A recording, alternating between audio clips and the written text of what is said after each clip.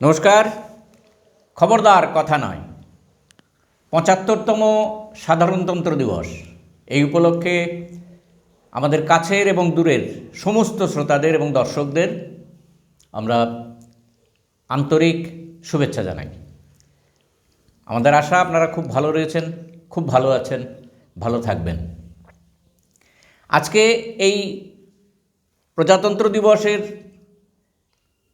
সময়ে ভারত এবং পূর্ণ রাজ্য মর্যাদা পাওয়ার পরে ত্রিপুরা রাজ্য আমরা কতটা এগিয়েছি, কোন জায়গায় সমস্যা, এই সমস্ত নিয়েই ছোট্ট করে একটা অনুষ্ঠান। দীর্ঘ সময় এ রাজ্যের সংবাদ জগতের বিশিষ্ট ব্যক্তিত্ব, এই মুহূর্তে প্রবীণতম সাংবাদিক শ্রী বিমান ধরকে আমরা পেয়েছি। আমার মা দিকে বসেছেন। আমরা কৃতজ্ঞতা জানাই আমাদের এই অনুষ্ঠানে আসার জন্য। আমার একটা সৌভাগ্য যে বিমানদার সঙ্গে কাজ করার একটা সুযোগ আমি পেয়েছিলাম। আমরা সবাই এ রাজ্যের বিখ্যাত দৈনিকপত্র, দৈনিক সংবাদ পত্রিকায় একসঙ্গে কাজ করেছি এবং এই ৮০ সালের দাঙ্গার সময়ে বিমানদার ভূমিকা আজও আমাদের সাংঘাতিক রকম উদ্দীপ্ত করে। এই যে স্পট ভেরিফিকেশন এবং বিভিন্ন জায়গায় গিয়ে সাংবাদিকতা করার যে বিষয়টি, এটা বিমানদার বয়সটা কোনো সময় বাধা হয়ে দাঁড়ায়নি। সাহসের ভূয়সী প্রশংসা যদি করি তাহলে মনে হবে বিমানদাকে বোধহয় খাটো করে দেখছি। কি অসাধারণ সাহস নিয়ে উনি কাজ করতেন। সত্যি এখন মাঝে মাঝে বসলে ভাবতে ইচ্ছে হয় যে এই মডার্ন যুগ, দ্যাট ইজ এই মোবাইলের যুগ বা নানা রকম যন্ত্রের যুগের পরিপ্রেক্ষিতে বিমানদাররা এগুলি কিছুই পাননি, না পাওয়া সত্ত্বেও কীভাবে সংবাদ পরিবেশন করতেন। সম্ভবত এটাই ভারতবর্ষ, এটাই ত্রিপুরা রাজ্য। বিমানদাকে পেয়েছি, আজকে তার কাছ থেকেই শুনব এই মুহূর্তে ভারতবর্ষ, ত্রিপুরা, তার অভিজ্ঞতার কথা, দীর্ঘ অভিজ্ঞতা। বিমানদার বয়স যদি কল্পনা করেন, দেখলে বোঝা যাচ্ছে না। বিমানদার ৮৩ বছর, ৮৩ বছর বয়স হয়ে গিয়েছে বিমানদার, এবং অত্যন্ত মৃদুভাষী শুধু না, স্পষ্টভাষীও বটে। যখন বলেন স্পষ্ট করে বলবেন, আপনারা শুনবেন। আমাদের আশা আপনাদের কাছে আমরা পৌঁছতে পারবো বিমানদাকে নিয়ে। রাজ্যের প্রখ্যাত স্কুল বা বিদ্যালয় রমেশ স্কুলে দীর্ঘদিন চাকরি করেছেন এবং ছাত্রবৎসল যদি বলি ছাত্রবৎসল, সমাজসেবী যদি বলি সমাজসেবী, সবটাই বিমানদার কাছ থেকে দেখা। পরবর্তী সময়ে যে আমরা শিক্ষকতা করেছি অল্প স্বল্প, তাদের দেখেই শিখেছি। বিমানদা, সরাসরি চলে যাই। ভালো, আপনার কাছ থেকে অনেক কিছু জানতে ইচ্ছে করছে। প্রজাতন্ত্র দিবস ৭৫তম, ভারতের এই গণপ্রজাতন্ত্র কথাটা আপনি কতটা অনুভব করেন এই মুহূর্তে? সংবিধানে যখন সংযোজিত হয় গণপ্রজাতন্ত্র, হ্যাঁ, অত্যন্ত আশাব্যঞ্জক একটা শব্দ। আর এটা শুধু শব্দ না, এটা একটা জাতির আইডেন্টিটি। কাজে একটা এগ্রেরিয়ান বা কৃষিভিত্তিক অনগ্রসর ভারতবর্ষ তার স্বাধীনতার অর্জিত হওয়ার পরে তার যে গঠন ভবিষ্যৎ তৈরি করা, তার জন্য এই প্রক্রিয়াটাই ছিল সর্বশ্রেষ্ঠ। গণতন্ত্র, গণপ্রজাতন্ত্র, এটাই ছিল একমাত্র। কারণ ভারতের সমাজটা তখন প্রায় 80-85 নির্ভরশীল ছিল কৃষির উপর। কৃষির উপর। আর কৃষি নির্ভর অর্থনীতি যে রাজ্য, সেই দেশ, সেই রাজ্য তার উন্নতি স্রোত হয় বা কখনো সে পশ্চাৎগামী হয়। কাজে একটা আশা ছিল সমস্ত ভারতবাসীদের মনে যে গণপ্রজাতন্ত্রী ভারতবর্ষ, এটা আমাদের ভবিষ্যৎ উন্নতিটাকে নিশ্চিত করবে এবং আমরা বিশ্ব দরবারে আমরা একটা স্থান নিতে পারবো দ্রুত। এবং এটা পূর্ণতার জন্য প্রয়োজন হলো ডেমোক্রেসি, গণতন্ত্র।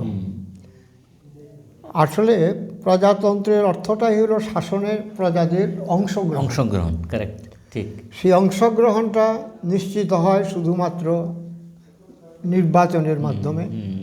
এবং নির্বাচনটা গণতন্ত্রের যে সংজ্ঞা, সেখানে কিন্তু খুব চমৎকার যে আমি নির্বাচন করতে পারি, আবার আমার অধিকার আছে আমি নির্বাচিতও হতে পারি। কাজে এই যে একটা রেসিপ্রোকাল প্রক্রিয়া, সেই প্রক্রিয়াটার মধ্য দিয়ে আমরা সরকারে অংশগ্রহণটাকে নিশ্চিত করি।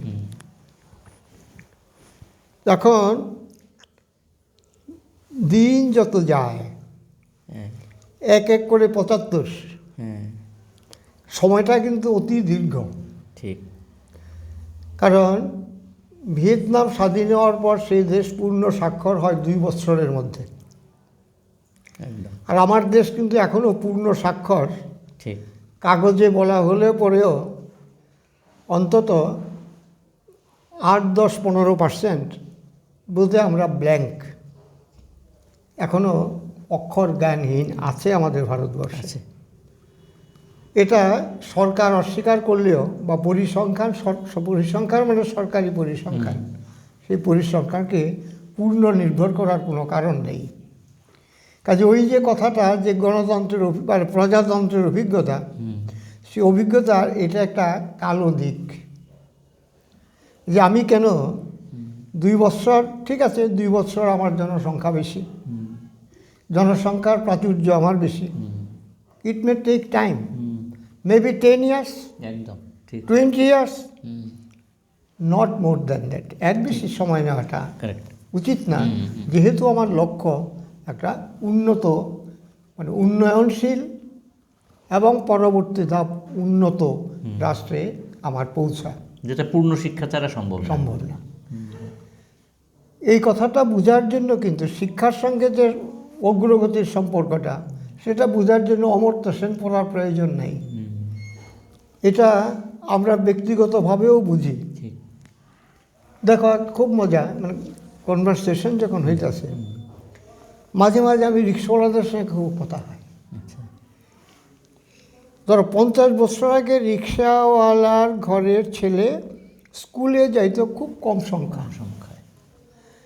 ইদানিং আমি আগরতলায় দেখি অনেকের সঙ্গে কথা বলি আমি, এদের ছেলেরা স্কুলের উপরের ক্লাসে পড়ে, কলেজে পড়ে। একদিন একজন আমাকে বললো যে তোমার ওই ইউনিভার্সিটিতে পড়ে, MA পড়ে তার ছেলে।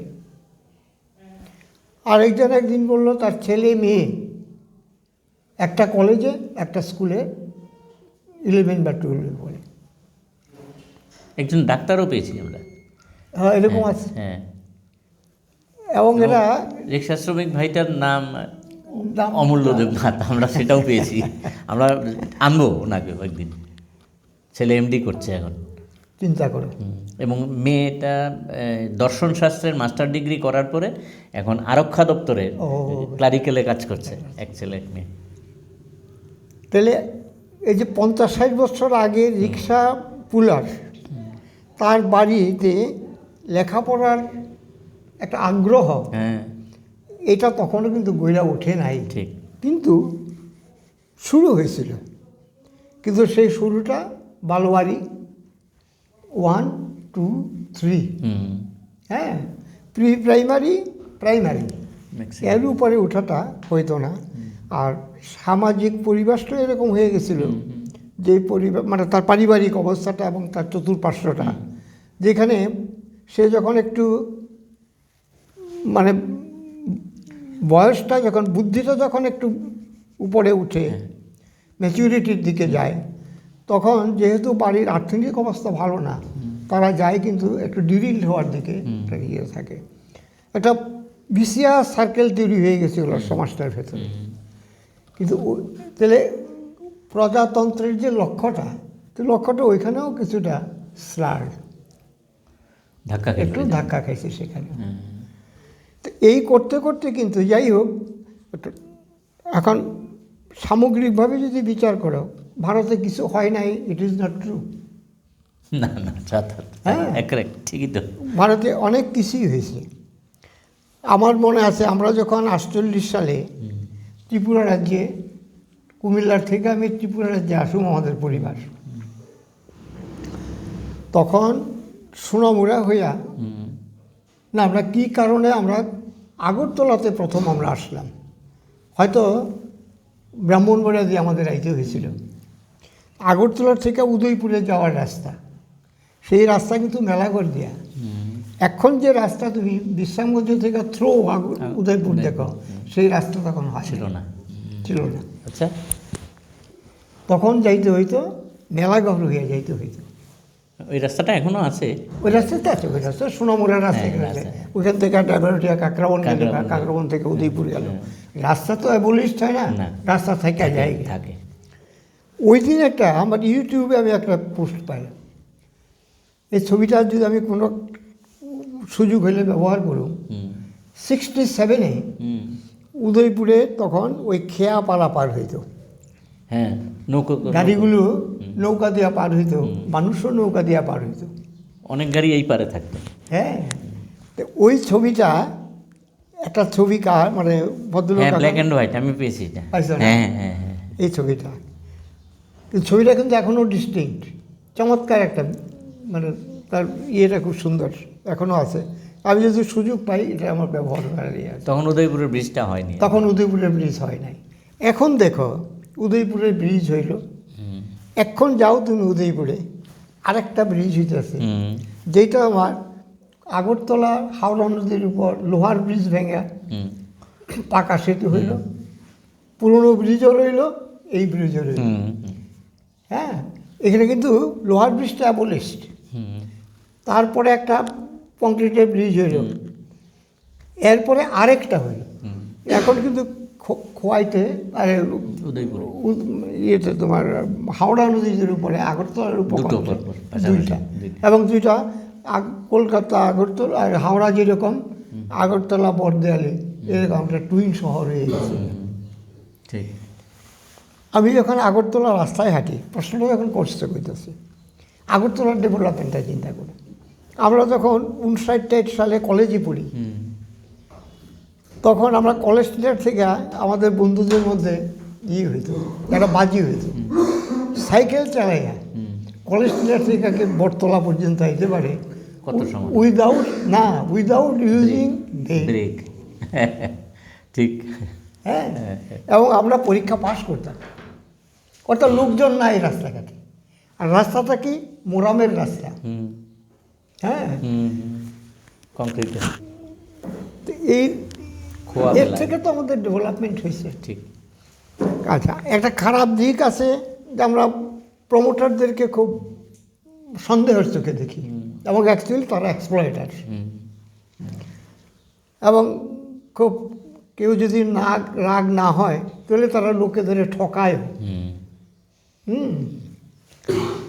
কিন্তু এটা দেখো, আবার করসপন্ডিংলি দেখো খারাপের যে ভালোটা।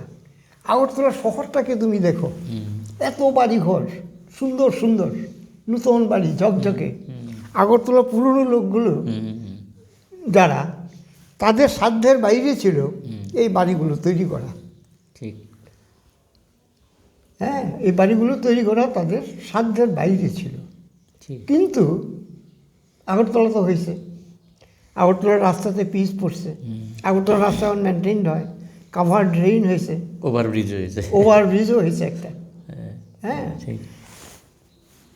এইবার যত ধরো এটা হলো মুখটা, এবার স্নায়ুতন্ত্র দিয়ে ঘুরতে থাকো, সাবরুম যাও তুমি, আগে যখন আমাদের সাবরুমের যে ছেলেটা আমার ক্লাসমেট 2 নম্বর হোস্টেলে যখন আসতো তা সারাদিন লাগতো, সন্ধ্যার পরে আইতো, সকালে পৌঁছাইতো, হ্যাঁ হ্যাঁ ধর্মনগর থেকে যে আইতো, তার আরও খারাপ অবস্থা। হ্যাঁ। আর এখন আমরা ওদের 5 ঘন্টায় ধর্মনগর যাই। আরও কম, আরও কম। কম সময় কোনো কোনো সাবরুম ওই তো আমার ওই দিন একটা শখ হইলো, হ্যাঁ আমি ওই তোমার ওই ইয়েটাকে দেখে এলাম, পুলটা দেখে এলাম সাবরুম। সাবরুমের হ্যাঁ। ভারত বাংলাদেশ মৈত্রী। গেলাম, আইলাম, গল্প গুজব করলাম, হ্যাঁ, পুরনো লোকজনের সঙ্গে দেখাবার্তা হইলো, দৈনিক সংবাদ যারা করতো ছেলেরা তো আছে, আমি না নাই, হ্যাঁ এদের সঙ্গে দেখালাম, তারাই ভিড় করলো আমার সঙ্গে। এত ইয়ে হয়ে গেছে গা, যাতায়াতটা এত সহজ হয়ে গেছে গিয়া, আমি 2.5 ঘন্টায় আগরতলা থেকে সাবরুম যেতে পারি, আমি 5 ঘন্টা আপ ডাউন করতে পারি, আমি 3 ঘন্টা আড্ডা মারতে পারি, হ্যাঁ, এবং আমি সন্ধ্যার আগে আমি ফিরে আসতে পারি। একটু সুতরাং ডেভেলপমেন্ট হয়নি এটা বলা যাবে না। ডেভেলপমেন্টটা এইটা এক ধরনের ডেভেলপমেন্ট, কিন্তু যদি এই কথাটা যখন কও, আমি একটু ড্রিল হয়ে গেলাম, আবার একটা রিগ্রেসিভ ডেভেলপমেন্টও আছে। আমি যখন বাজারে যাই, কুমড়া, কফি, সবজিটা, কাঁচা লঙ্কা জিজ্ঞেস করি আমি দোকানদারদের কোনখানের, শিলং। কুমড়া করছে কে জানো? জানিয়েছিল না না না, আর কুমড়া নাগপুর থেকে, মহারাষ্ট্র। ইয়ে কফি শিলং, কফি শিলং, আলু পাঞ্জাব, হ্যাঁ। অথচ এই যে ইয়েটা বিলোনিয়া সাবরুম, মাছ আসছে দুবাই থেকে। দুবাই থেকে? হ্যাঁ বর্তলা হচ্ছে। হায়দ্রাবাদ এখন পিছনে অনেক।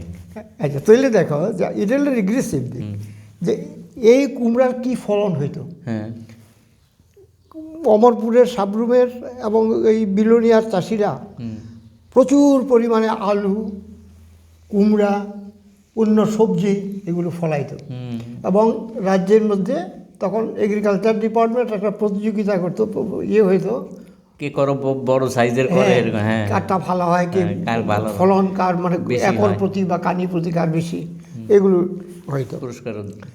এই পুরস্কারগুলো একদম বিলোনিয়ার লোকেদের বাধা ছিল, নাই এখন। ওই দিন আমি একজনের জিজ্ঞেস করলাম যে কই গেল, একটা রিক্সাওয়ালা কালকে, কইতে আছে আমার, তার বাড়ি হলো তোমার কামালঘাটের দিকে, ওইখানে প্রচুর ফলন হইতো। এখন ফলনটা হয়েছে কি, খিলপুরে রয়েছে, আমাকে এখানে জায়গা, সে কইতেছে, তার ভাষায় কইতেছে খিলপুরে রয়েছে না, কালীপুরে রয়েছে, ফসল হয় না। একটা লোকের নাম কইলো আমারে, তার 42 কানি জমি খিলপুরে রয়েছে, কী হয়েছে, তার 3 ছেলে, এত প্রচুর ইনকাম আছিল, সম্পন্ন গৃহস্থ, ছেলেদের পড়াশোনা করাইছে, পড়ায় এখন 3টা চাকরি করে। আচ্ছা, 3টা চাকরি করে, বাবা বয়স হয়ে গেছে গিয়া, নির্ভর করে কাউকে এটা ওই বর্গা চাষের জন্য দেয়ও না। এই রোগটার এত জমি, এটা খালি পড়ে রয়েছে, কিছু করা যাচ্ছে কিছু করে না, ছেলেটাকে পরে বিক্রি করবো হয়তো। এখন যে এই মুহূর্তে ভারতবর্ষটাকে কীভাবে দেখছেন আপনি, এই 75 বছরে দাঁড়িয়ে? না, ত্রিপুরাটার কথা হ্যাঁ। শেষ করি আগে, এরপরে তোমার তাহলে ওইটা একটু বলবেন, কোনটা? যে 72 সালে যে আমরা পূর্ণ রাজ্য পেলাম, হ্যাঁ। পাওয়ার আগে এবং পরে ডিফারেন্সটা কী হলো আমাদের এই পূর্ণ রাজ্য পাওয়ার পর? 60 বিধানসভা হলো। পূর্ণ রাজ্যটার সঙ্গে 2টা জিনিস যুক্ত। আচ্ছা। একটা হলো তার পলিটিক্যাল আফসার্স, অ্যাডমিনিস্ট্রেটিভ আফসার্স, আরেকটা হলো তোমার আরেকটা অহমিকা। হ্যাঁ, 55 সালে এই ভাষা কমিশনের রিপোর্ট অনুযায়ী ত্রিপুরাটাকে কাছাড়ের সঙ্গে যুক্ত করার সিদ্ধান্ত ছিল। হ্যাঁ, তখন কিন্তু এই কমিউনিস্টরাই বাধা দিল, এবং নন কমিউনিস্টদের মধ্যে একটা ইন্ডিভিজুয়াল ফাইট করছে, সেটা হলো অমিয় দেব রায়। অনেক চিঠিপত্র লেখছেন, আছে আমার কাছে এগুলো। আর মুভমেন্টটা বিল্ড আপ করলো উইথ কমনার্স, যে আমরা চাই না আমরা পূর্ণ রাজ্য চাই, এটা কিন্তু কমিউনিস্ট পার্টি বিল্ড আপ করে। দশরথদেব পার্লামেন্টে বহু বিতর্ক করছে এটা নিয়ে, এবং গণ মুভমেন্ট এবং পার্লামেন্টের বক্তব্য সবটার পরিপ্রেক্ষিতে আইল যে না, ওই চিন্তাটাকে বাদ দিল, বাদ দিয়ে আমরা স্বাধীন হইলাম। তো হইয়া কী হয়েছে, আমি অনেক পুরনো কাগজে পেয়েছি, তোমার শচীন সিংয়ের বাজেট বুঝে শেষ আছিল 7 কোটি টাকার, এখন প্রায় 30,000 কোটি টাকার বাজেট। হ্যাঁ, 7 কোটি এখন 30,000 কোটি। ঠিক আছে, তখন লোক ছিল 7 লক্ষ বা 8 লক্ষ, এখন 40 লক্ষ বা 42 লক্ষ। তো পপুলেশনটাকে যদি, গ্রোথটাকে যদি তুমি করসপন্ডিংলি বিচার করতো in terms of development of capital, এটা অনেক অনেক গুণ। কিন্তু ডিপ্রিসিয়েশনও যদি ধরো, তাহলেও কিন্তু পার ক্যাপিটাল ইনভেস্টমেন্টটা, বাজেটারি ইনভেস্টমেন্টটা অনেক। তো এই টাকাটা একটা হয়, মানে তোমার মানে মানে ভিন্নভাবে এটা মিস ইউজ হয় একটা অংশ। ওই আমি ধরে নিলাম 25% ডাইভার্টেড হয়, আনইউটিলাইজড, 30% হয়, 70% তো তোমার ইয়েতে আসে, মানে তোমার মানে ইনফ্রাস্ট্রাকচার তৈরি করার জন্য এটা ডেভেলপমেন্টের কাছে ব্যয় হয়। তো সেই ডেভেলপমেন্টটা কিন্তু হয়েছে। রাস্তাঘাট, আমি আগে দেখো ভূপেন আর আমি কিন্তু চাকরি করতাম কাতলামারা স্কুলে, জানো না বলতে? না, এটা জানি না। আচ্ছা, সেই কাতলামারা আমাদের সকালে রওনা হইলে বিকেলে দুপুরে পরে গিয়ে বসতাম। এখন কাতলামারা যেতে 1 ঘন্টা লাগে। এই জিনিসগুলো হয়েছে। একটা পোস্ট অফিসের জন্য এই অমিয়দেব রায় কত চিঠি করসপন্ডেন্স। এখন ত্রিপুরা রাজ্যে সর্বত্র পোস্ট অফিস, আর পোস্ট অফিস এখন অ্যাবান্ডন, প্রয়োজনই নেই। টেকনোলজি এমন জায়গায় গেছে এখন আর পোস্ট অফিসের প্রয়োজন হয় না। ঠিক। হ্যাঁ, তো ওই ডেভেলপমেন্টগুলো, কিন্তু প্রশ্নটা হইল ডেভেলপমেন্টটা যদি এটা রেশনাল ডেভেলপমেন্টটা হয়, যুক্তিসঙ্গত। যুক্তিসঙ্গতটা কি? টু অ্যাভয়েড দি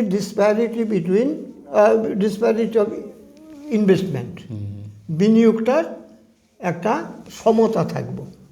যেই জায়গায় দরকার সেই জায়গাতেই ডেভেলপমেন্টটা হইব, যে জায়গায় দরকার প্রান্তিক মানুষ পর্যন্ত পৌঁছে ওই জায়গাটা পৌঁছতে হইব। আবার এটার থেকে যে ইনকামটা জেনারেট হইব, প্রোডাক্টিভিটিটা, ইনকাম জেনারেশনটা, ইনকামটা গিয়া পৌঁছতে হইব তার মানে মানুষের হাতে তো যাইব। সেই যাওয়াটা যাতে এমন একটা ডিফারেন্স না হয় যাতে একদম বিরাট ধনী হইল আর একদম তোমার পেছনে পড়ে রইল, সেই জায়গাটা কিন্তু এখন পর্যন্ত ইরিডিকেট করা যায় নাই।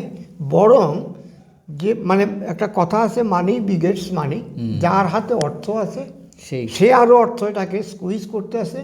এবং ইনভেস্টমেন্টের দুই তরফে, একটা ইনভেস্টমেন্টের একটা কাটমানি সে নেয়, কারণ তার হাতে পুঁজি আছে দিকে সে কাজগুলো পায়, ওইখানে সে খায়। আর 2 নম্বর হইল গিয়ে তোমার তার ইনকামটা বেশি হয়, সে লেবার দিয়ে কাজ করে। এখন লেবার এবং এমপ্লয়ি এবং এমপ্লয়ার, তার ডিফারেন্সটা 3 to 4 টাইমসের বেশি হওয়া উচিত না, কিন্তু জিনিসটা তো 100% ডিফারেন্স হয়ে যায় গিয়া। ঠিক। কিন্তু আমি যখন হিসাব করি পার ক্যাপিটা, যখন হিসাব করি তখন কিন্তু ওই ডিফারেন্সটা ওইভাবে রিফ্লেক্ট করে না। আসে কি, তোমার 500 টাকা, আমার 100 টাকা, 600, আমারও লোক সংখ্যা দিয়ে ভাগ করে দিলেই তো দিয়ে ভাগ করলাম, আমার টাকাটা তো ওর টাকা বেশি, তো সে পাইল কি 500, আমি পেলাম 100। ঠিক ঠিক, এটা ফর্মুলায় ফেললে তো সাংঘাতিক। এবং এটা ত্রিপুরার ক্ষেত্রে না শুধু, এই ইয়েটা ফিচারটা সারা ভারতবর্ষের ক্ষেত্রেই।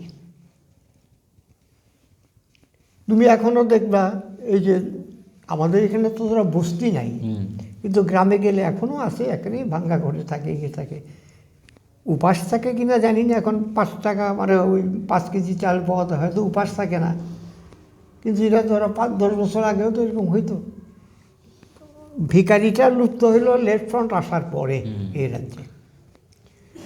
কিন্তু এখন আবার দেখো, এখন উপজাতিদের মধ্যেও কিন্তু বেগার, যেটা ছিল না তাদের। কেন বেকার হইল? তারা রুচি বিরুদ্ধ, তার প্রকৃতি বিরুদ্ধ, হ্যাঁ, হয়ে আসে হাত পাতে, হাত সে পাতত না তারা। শিশু সন্তান বিক্রির যে অভিযোগ, এগুলি কি আপনাকে পীড়া দেয় এখন? দিব না কেন?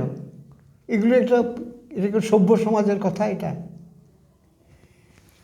এখন যে ইনকাম পার ক্যাপিটা ভারতবর্ষে দেখাই যাচ্ছে, সেটা যদি প্রত্যেকের ইনকাম হইতো তাহলে প্রতিটা পরিবার সচ্ছল হইত। কিন্তু প্রতিটা পরিবার তো সচ্ছল না। এখনও তো মানে আমরা যদি সরকারি পরিসংখ্যান ধরি, মোর দেন 25% লিভিং বিলো পভার্টি লাইন, একবেলা খেতে পায় না। হ্যাঁ, তাহলে বিলো পভার্টি লাইন 75 বছরের গণতন্ত্রের পরে, প্রজাতন্ত্রের পরে একটা দেশে, তো এটাকে আমি কীভাবে 100 নম্বর দিব? সেই তো, এটা তো 100% পাইতে পারে না। ঠিক। তাহলে গ্রোথ হয়েছে, গ্রোথটা নট চ্যানেলাইজ টু এভরিওয়্যার। এটা শিরো স্তব্ধ, এটা কোনো প্যারাইটি নাই, একটা ডিসপ্যারিটি এটার মধ্যে। এখন আম্বানির সঙ্গে যদি তোমার আমগো রিক্সাওয়ালার ইনকাম যোগ হইতেছে, কিন্তু যোগ হইতেছে, তারপরে তো ভাগ হয়, তারপরে তো ভাগ হইতেছে। তাহলে এখানে নাই। আচ্ছা, তো এটা গেল আমরা অর্থনৈতিক দিক। কিন্তু প্রজাতন্ত্রটা সবচেয়ে তার যে শক্তিটা, সেই শক্তিটা হলো তার নির্বাচন। ওই যে to be elected and to elect,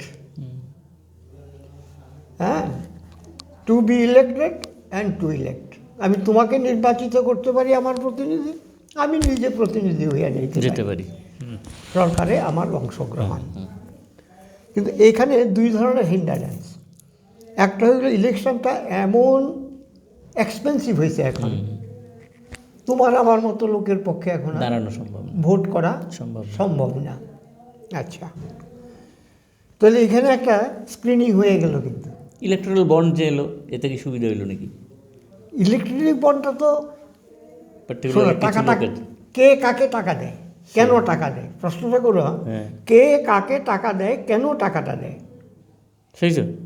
হ্যাঁ, টাকাটা আমি যদি টাকা রিপে করতে পারি, তাহলে আমি তোমার কাছে হাওলাত পাবো। সেই তো, হ্যাঁ, একদম। আমি যদি আমার তোমাকে ফেরত দেওয়ার সঙ্গতি যদি না থাকে, তাহলে আপনাকে আমি টাকাটা দেব। ঠিক, কারেক্ট।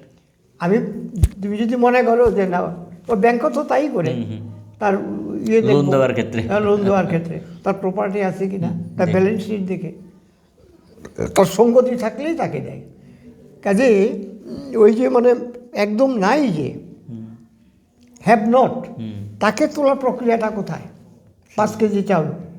এখন যে কোনো ইনভেস্টমেন্ট অর্থনীতির সূত্রে যদি এটা যদি প্রোডাক্টিভিটি না থাকে, তাহলে এটা হলো মিসইউজ। তোমার ভারতবর্ষে এখন চালের উৎপাদন প্রচুর, চাল ঘরে নষ্ট হয়ে যায় গুদামে, বিনা পয়সা দিয়া দাও, হিসাব করে লাগছে 5 বছর যাও যাব, এতে ভোটও আইব। আবার এটা কুফলটা কী হইল, লোকগুলো তোমার শ্রমশক্তিটা, এই শক্তিটা তুমি ব্যবহার করতে আসে না, পারতে আসে না, বা করতে আসে না। তোমার যে পলিসি, সেই পলিসিতে 100% এমপ্লয়মেন্ট গ্রুপে যারা আছে তোমার, এই গ্রুপটার তুমি শ্রমটাকে কাজে লাগাইতে পারতেছে না। অথচ দেখো আমগো সেই সংকট। আজকে 2টা দেশ বিশ্বে দেখো, চীন এবং জাপান, দুই মতাবলম্বী স্টেট। একটা পিওরলি ধনতন্ত্র, আর একটা সমাজতন্ত্র। সমাজতন্ত্রের লোকও কইতে আছে যে ইউ ওয়ান্ট মোর পপুলেশন, তার শ্রম চাই, কারণ তার যে ওয়েলথ, তার যে তোমার সম্পদ মাটির উপরে নিচে, হ্যাঁ, সেই সম্পদটা আরও ব্যবহার করা যায়, আরও শ্রমশক্তি চাই। আর যত ব্যবহার করব তার প্রসপারিটি তত বাড়বে। এই জন্য হিউম্যানকে রিসোর্স বলা হচ্ছে। হিউম্যানটা এই জন্য রিসোর্স। ঠিক। আমাদের এখানে human resource, it is a term, but we never consider human as resource. সেই দুর্ভাগ্যটা এখানে। এখানে করেছে। আবার জাপান ধনতান্ত্রিক দেশ, তারও একই, হুম, আরও জনসংখ্যা চাই। হুম, মেয়েদেরকে কইতেছে বিয়ে করো, সন্তান উৎপাদন করো, কইতেছে তারা। কারণ সবখানে একই ক্রাইসিস, তার যন্ত্রপাতি চালাইব কে? হুম, তার সম্পদের ব্যবহার আনইউটিলাইজ করে দিয়েছে।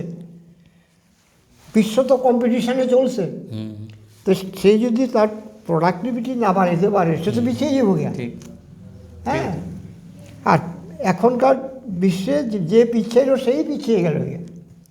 পিছাইলে পরে আরও কতগুলো ভাইস নিয়ে আসে। তো প্রোডাক্টিভিটি বন্ধ হওয়ার মানে কি? তোমার এমপ্লয়মেন্ট স্কোপ নষ্ট হয়ে যাওয়া, বা যে এমপ্লয়মেন্ট আছে সেই এমপ্লয়মেন্টটা হুম, কার বইয়ে আসা। তো এটা একটা সামাজিক এবং অর্থনৈতিক বিশৃঙ্খলা সমাজে দেখা দিতে ঠিক, পারে। ঠিক, সেই জায়গায় আমাদের এই দেশের কি এই বেকার সমস্যার যে ব্যাপকতা, এটা কি এই হিউম্যান রিসোর্সকে সঠিকভাবে ব্যবহার না করার জন্যই? অবশ্যই এটা একদম প্রাইম কজ। এখন করতে পারতে আসে না কেন? পারতে আসে না এই জন্য যে সম্পদটা কিছু লোক কিনে নিয়ে গেছে কি, হুম, হুম, হ্যাঁ, মর্জি মাফিক করছে।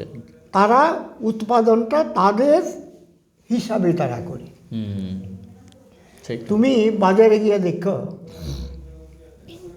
সবজির দামই দেখবা এটা পেরিশেবল গুড, তৎক্ষণাৎ বেচতে হয়। কিন্তু এখন তৎক্ষণাৎ না বেচলেও চলে, স্টোর হাউসে স্টোরে রেখে দেয়। রেখে দেয়। তো স্টোর হাউসটা একটা তার সাধারণ চাষির রিচের এখন সিজনাল ফলন বলে কিছু হয় না। আচ্ছা, এখন কি জানি করতেছিল, গুডস ইয়েটা, ফলনটা, কৃষি ফলনটা, বাজার, হুম, দামটা দেখবে একদিন একরকম, এক এক রকম। এক এক দিন এক এক রকম। কেন এরকম হইতেছে? একদিন একরকম একটা প্যারাইটি কেন থাকে না, হুম, হুম, বা একটা কন্টিনিউটি কেন থাকে না? তার কারণ হইতেছে কি, উৎপাদক যে রিয়েল যে প্রডিউসার, তার হাতে বাজারটা নাই। বাজারটা গেছে গিয়া তোমার মানিজম্যানদের হাতে গেছে গিয়া। হুম, হুম, সে টাকাটা ইনভেস্ট করে জিনিসটাকে ইয়ে করে উৎপাদন করে বাজারে ছাড়ে তার হিসেব করে। ঠিক। তোমাদের অনেকক্ষণ সময় নিতেছে, না, আমরা শেষ করে আনকন। আমি উদয়পুরে মাছের আড়তগুলো দেখছো কিনা? আমার এখানের আড়তগুলো তো দেখছি, দেখতে হ্যাঁ, আছে, এখানে তোমার অভিজ্ঞতা আছে কিনা? আমি উদয়পুরের আড়তগুলো আমি একদম ক্লোজ, তাদের সঙ্গে জানাশোনা ছিল আমার, আমি দেখছি। পুকুর তোমার আছে, আমার আছে, তার আছে, তার আছে। হুম, আমরা তো মাছ ধরতে পারি না, কিন্তু পুকুরে মাছ আছে। মাছটা আমরা, মাছের ব্যবসাটা আমরা করি, হুম, কিন্তু মাছটা আমরা ধরতে পারি না। হুম, ধরবো কারা? জেলেরা ধরবো। হুম, জেলেগুলো কন্ট্রোল করতে আছে ইয়েরা, আড়তদাররা। আচ্ছা, আমি দেখছি মানে তাদের সন্ধ্যার একটা হিসাব টিসাব হওয়ার পরে উদয়পুরে 7 জন আড়তদার ছিল একসঙ্গে বসে তারা। তো সারাদিনে আইয়া পুকুরের মালিকরা কয়ে যায়, আমার মাছটা একটু ধরে দিয়েন, আমার মাছটা একটু ধরে দিয়েন। ওই তালিকা লইয়া তারা বসে, বইয়া ঠিক করে পরের দিন বাজারে কোন পুকুরের মাছটা ধরা হইব, কদ্দুর পরিমাণ ধরা হইব, মাছ কতখানি বাজারে তুলব। হুম, হ্যাঁ, এটা যদি পুকুরওয়ালাদের কাছে যদি থাকতো, তারা তো ধরে নিয়ে এ পড়তো।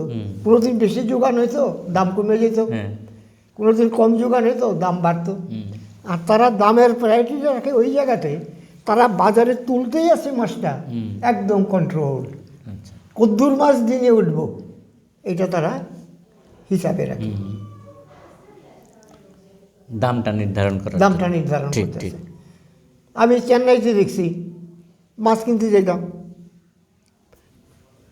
মাছওয়ালা আইলো, হ্যাঁ। 5-7টা দোকান বসলো, কেউ তোমার দাম জিজ্ঞেস করো, কেউ কেউ না দাম।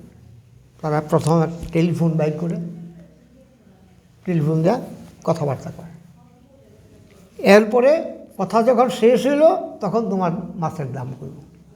তো প্রথম কিছুদিন আমি ভাবতাম কী কথা কয়, পরে বুঝলাম যে আসলে কথাটা খুব দরকারি কথা কয়।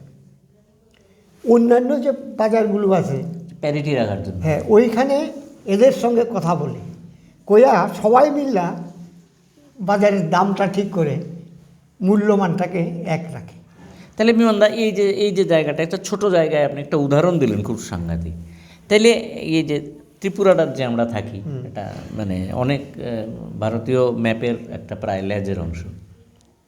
তো এই জায়গায় আমরা থাকি, চেন্নাইতে যে থাকে তারা বা মুম্বাইতে যে থাকে, তার যে ডেভেলপমেন্ট আমাদের যে ডেভেলপমেন্টের ভিতরে যে এই ফারাকটা, দীর্ঘ সময়ের ফারাকটা হয়েছে, অনেক ডেভেলপমেন্ট হয়েছে, কিন্তু একটা ফারাক আছে।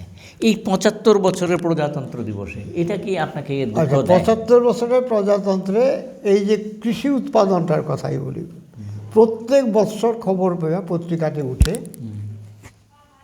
তোমার নাগপুর বা ওইসব ইয়েতে মহারাষ্ট্রের কোনো জায়গা থেকে টমেটো ফেলে দিচ্ছে, ট্রাক দিয়ে ইয়ে নষ্ট করে দিতে, রাস্তা ফেলাই দিয়ে, পেঁয়াজও কিছুদিন আগে পেঁয়াজও ফেলাই দিতেছে। চাষি পায় না দীক্ষা দাম ফেলাই দিতে, হ্যাঁ, দাম পায় না। আর যারা মিডলম্যান তারা কিনা তাদের গুদাম ভর্তি হয়ে গেছে, এটা তারা ছাড়ে না। তারাও চায় জিনিসটি নষ্ট হোক, ক্রাইসিসের সময় ক্রাইসিসটা হইব, তখন তারা এটা করবে। এই যে মানে মিডলম্যানের যে ব্যাপারটা বা ইত্যাদি উদাহরণগুলি যে দিলেন, বুঝতে পারছি যে সাধারণ মানুষ, আপনারা হয়তো বুঝতে পারছেন, প্রবীণ ব্যক্তিত্ব তো যথেষ্ট অভিজ্ঞতা তাকে সামনে রেখে বিমানদা যেটা বলার চেষ্টা করছেন যে এই বিষয়টা ৭৫ বছরের স্বাভাবিকভাবেই খুব পীড়া দেয়। বিমানদা, আমার সর্বশেষ কোশ্চেন, একটা প্রবীণ নাগরিক হিসাবে, প্রবীণ সাংবাদিক হিসেবে দীর্ঘ অভিজ্ঞতা আপনার কাছ থেকে দেখেছি, অভিজ্ঞতা কিভাবে আপনি প্রয়োগ করেন। এই মুহূর্তে সংবিধান রক্ষার ক্ষেত্রে যদি ৩টি প্রধান বিষয় ধরি, তাহলে ধর্মনিরপেক্ষতা, যুক্তরাষ্ট্রীয় ব্যবস্থা, আর হচ্ছে দারিদ্র মুক্তি, যেটা কিছুটা অংশ বললেন, যুক্তরাষ্ট্রীয় অংশটাও বললেন, আর সেই সঙ্গে যদি ধরি সুষ্ঠু বিচার ব্যবস্থা, স্বাধীন সংবাদপত্র এবং শিক্ষা বাধ্যতামূলক, এটা বলেছেন শিক্ষার ব্যাপারটা। আগে আমি একটা একটা করে কই, তোমার প্রথমটা কী কইছিল? ধর্মনিরপেক্ষতা। ধর্মনিরপেক্ষতাটা আমার কনস্টিটিউশনে আছে, ধর্মনিরপেক্ষতা, কিন্তু ধর্মনিরপেক্ষ এখন তো নাই, খুব রুডলি আক্রমণ করা হইতেছে ধর্মনিরপেক্ষতাটার উপরে প্রচণ্ড তীরন্দাজি হইতেছে, এবং এটাকে নিঃশেষ করে দিয়ে একটা ধর্মীয় রাষ্ট্র তৈরি করার চেষ্টা এখন চলছে। হ্যাঁ, এটা সবাই জানে, এটা আমার বলার কিছু নাই, তুমিও তার একটা। এটা কি রাম মন্দির হওয়ার জন্য বলছেন? না, রাম মন্দির হওয়ার আগেই তো প্রিপারেশনটা আছে। কারণ প্রিপারেশনটার কথা যদি বলো, তুমি যদি ডিপে যাইতে বলো, তাহলে আমাদের কইতে হইব যে আমি তাহলে আমার 52 সাল থেকে কেন ধরুম না,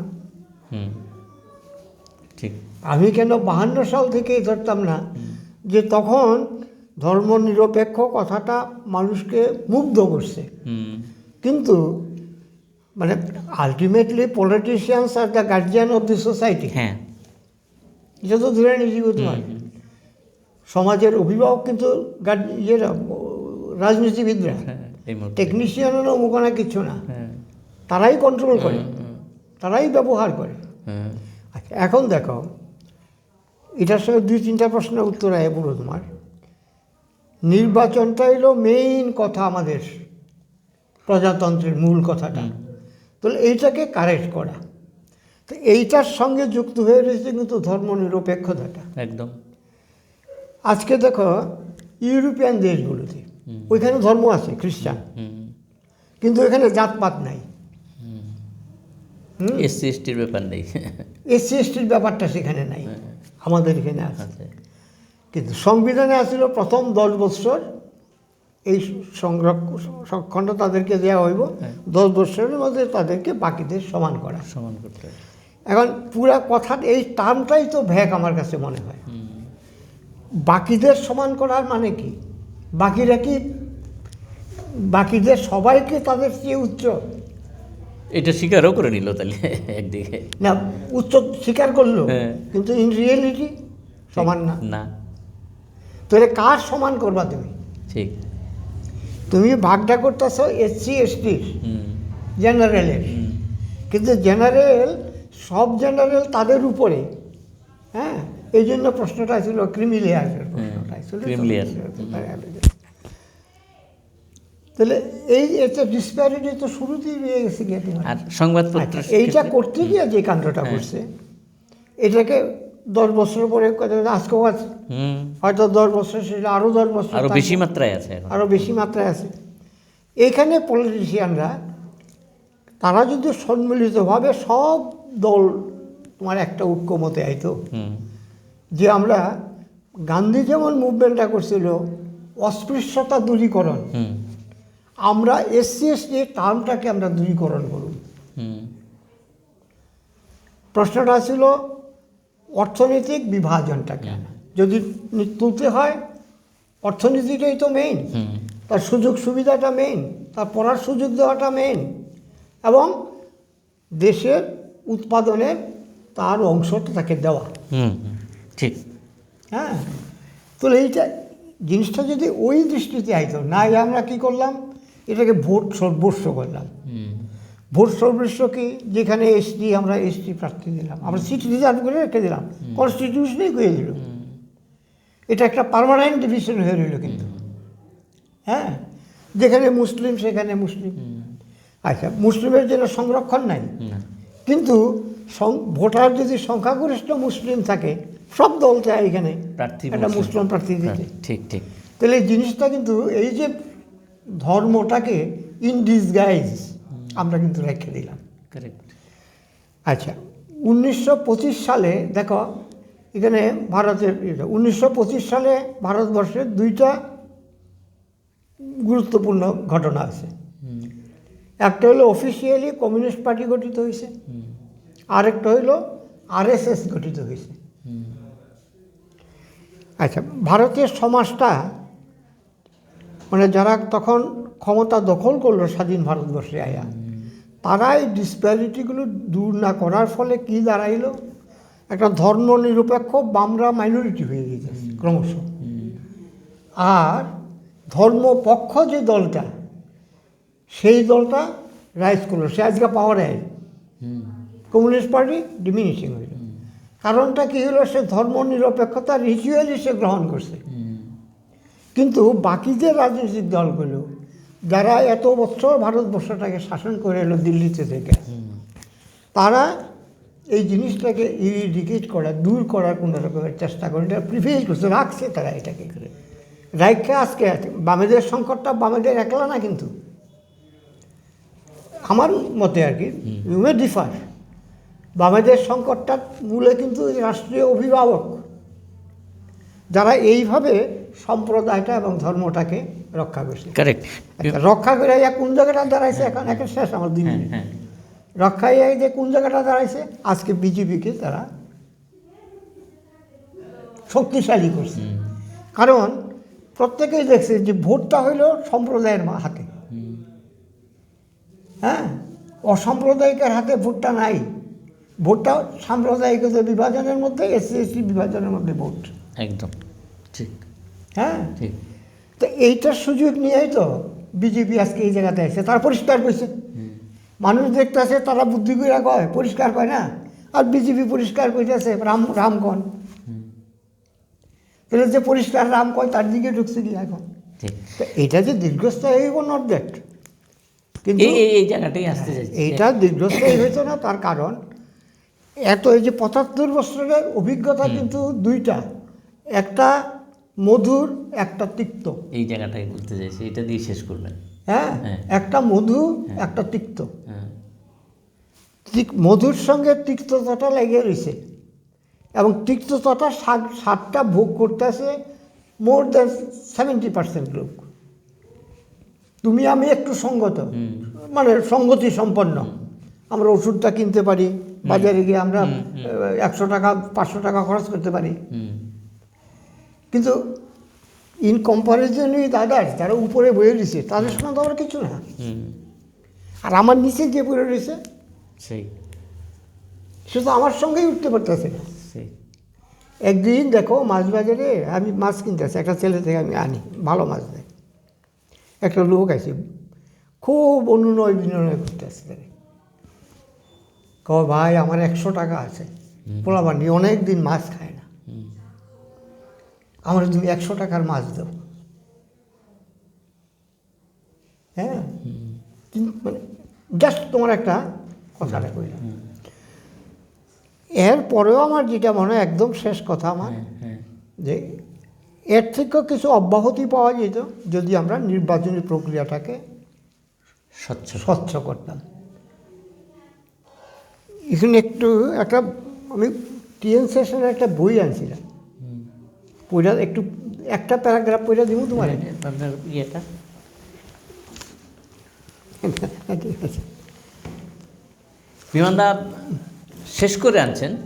আমরা যেটা এতক্ষণ পর্যন্ত যে আলোচনাটা করছি সেটা হচ্ছে যে এই ৭৫ বছরে আমাদের দেশের যে অবস্থাটা হওয়ার কথা ছিল সেই জায়গায় আমরা পৌঁছতে পারিনি এখনও অবধি। আশা হতো নই, কিন্তু পৌঁছতে পারিনি, এটাই বাস্তব। টিএন সেশনের একটা বক্তব্য আচ্ছা দেখো, লেকচার শুনুনি। If you want this country to have real directions, for God's sake make the election commission truly autonomous. আচ্ছা, truly autonomous, truly autonomous, right. এখন কিন্তু এই অটোনমাসের যদ্দূর ছিল এইটাও এটা প্রায় চলে যাচ্ছে। হ্যাঁ, কিছু নেই নেই, অলরেডি এখন মামলা চলছে, that is different thing. Truly autonomous, for God's sec strengthen your election machinery. তা তো কিছু নাই, তোমার দিয়ে আমার দিয়ে কাজ করে দিব।